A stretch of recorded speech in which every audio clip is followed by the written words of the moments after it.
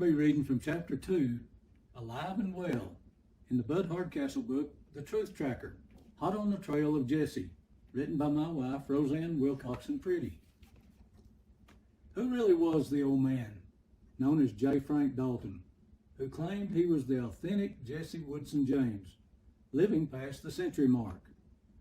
Was Jesse James, alias J. Frank Dalton, his real name, or did he just carry it during the Civil War and his outlaw days? Were there several Jesse James?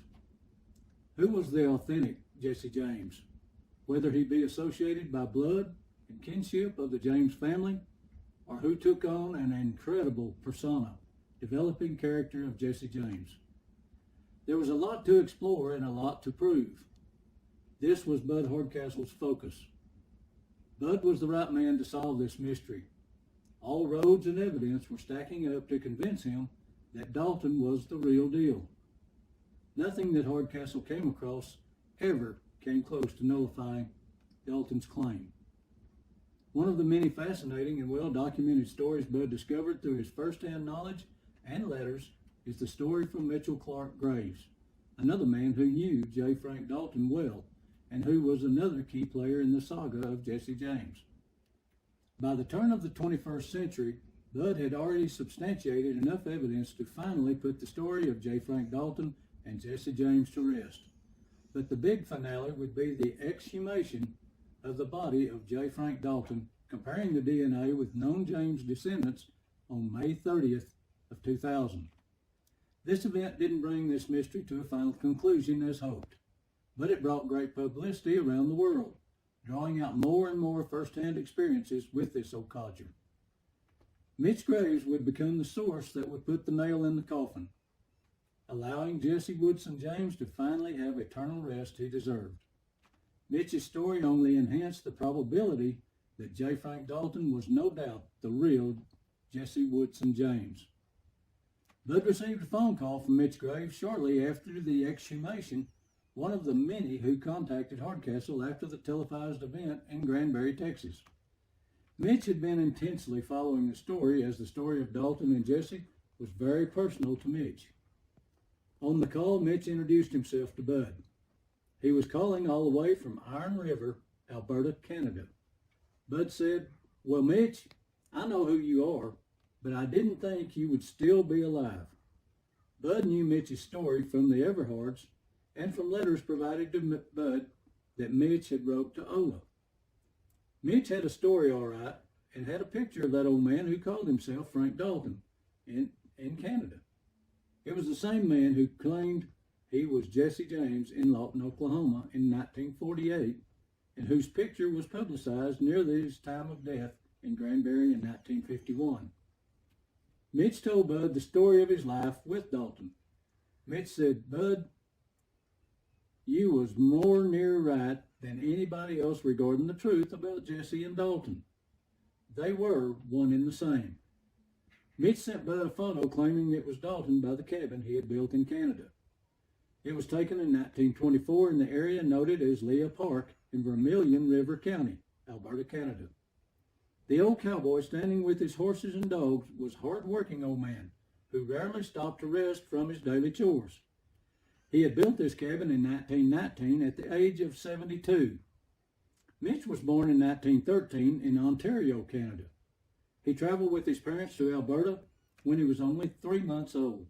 At the age of 20, in 1933, he had moved from his old home and into another in the general vicinity of Leah Park. Before Christmas of that year, Mitch went back to his past home to pick up something, expecting to travel back to his new home for Christmas. It was 6 below, with blowing snow making it difficult to travel. He stopped at one home to seek shelter, but they wouldn't let him in.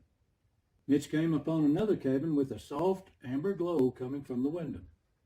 He knocked on the door and an older man came to the door. Mitch asked if he could come in and get warm.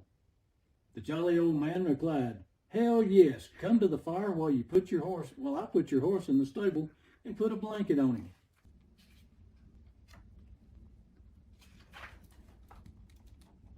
The old man went by the name of Frank Dalton, and he and Mitch became great friends. The old man told him if you ever gets to needing a job, well, come back and I'll put you to work. Within 2 months, Mitch began working for the man who went by the name of Frank Dalton. Mitch said he was a good man, good heart, and good soul.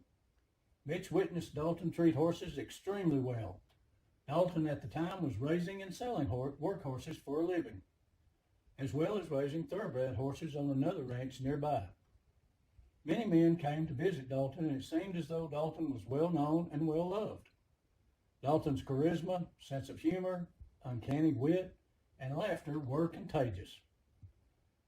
Mitch told Bud that Dalton and his buddies were excellent horsemen and marksmen.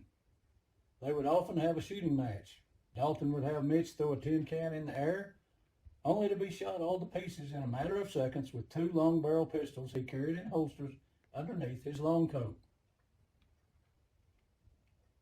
Using the cross-arm draw technique, Dalton would fire his Frontier model Smith & Wesson revolver and his Colt 45 continuously, keeping the can in the air until all the bullets were dispensed. Mitch told Bud that Dalton would enter turkey shoots. One time he shot 3 turkeys.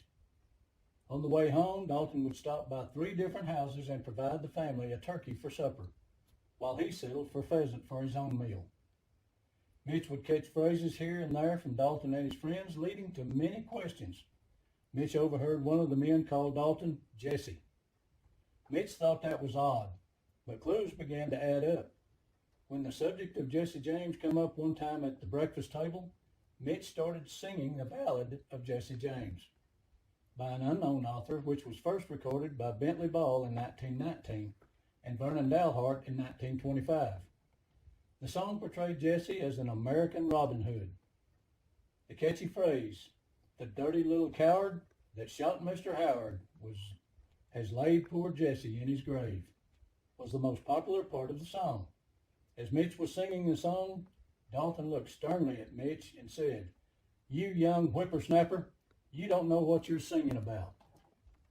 In 1935, Frank Dalton was summoned by Henry Houston Crittenden, son of former Governor Thomas Theodore Crittenden, to write an excerpt in the book that Henry was editing for his father.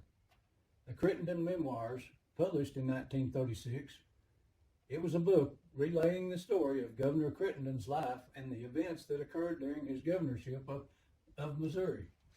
His son, Henry, wanted a special section of the book to touch upon the governor's effort to rid the state of the James gang. H. Crittenden knew the man who could relive and relay the fascinating stories on outlawry in Missouri, a man who experienced life with the James gang. The man was Frank Dalton, the man that Mitch was working for. How did Crittenden know this man, much less know where to find him? He knew right where he was. Crittenden sent money directly to Dalton in Canada to come to the States to write his story. Dalton at the time was around 88 years of age. When Dalton learned of the request, he had his most trusted friend, DeWitt Travis, travel from Gladewater, Texas, all the way to Leopard, Alberta, Canada, to stay and manage Dalton's horses while he was away. Travis is mentioned in one of Dalton's letters to Crittenden as Dr. Travis. Dalton and Travis had a mutual friend who also lived in Gladewater, Texas in the 30s and 40s, Brushy Bill Roberts, none other than Billy the Kid. Mitch remembers when Travis came to take over the management of Dalton's place while Dalton traveled to the States. Dalton introduced Mitch to DeWitt Travis as Bill Dalton, supposedly kin.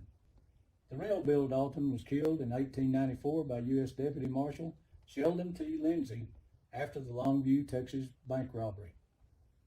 Mitch was puzzled when he learned of the request from Crittenden. He didn't quite understand why Mr. Crittenden wanted the old man to write a story about Jesse James and his gang.